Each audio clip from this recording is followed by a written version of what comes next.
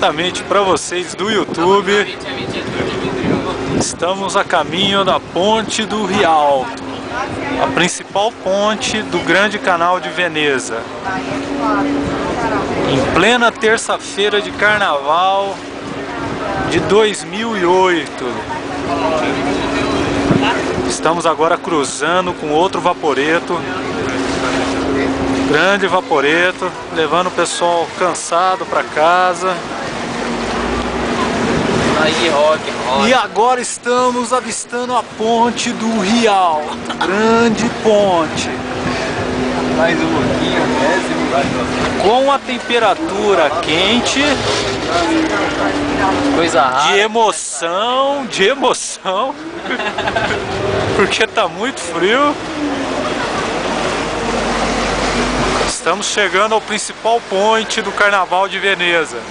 Como vocês podem ver, muita animação. A galera pulando da ponte. Terça-feira de carnaval. E esse é o principal ponte do Carnaval de Veneza. Impressionante. Uma coisa inesquecível.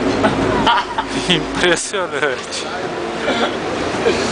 Estamos para atracar o vaporeto.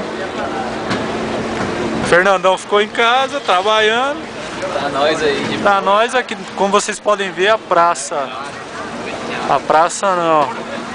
A Ponte do Rialto, lotadíssima. De espaço. Estamos para atracar o vaporeto. Aqui dando sopa. A gôndola, mas as gôndolas estão paradas porque à noite, Estação do Rialto. Finalmente, Rialto. E nós aqui outra vez, direto pro YouTube. É, isso aí.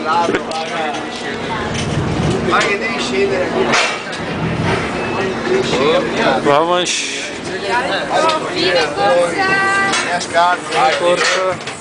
Grazie mille, signora. Tchau. Ciao, arrivederci, a presto. E as gôndolas paradas. Nós em terra firme. Tiozinho das gôndolas. Aquilo é uma gôndola.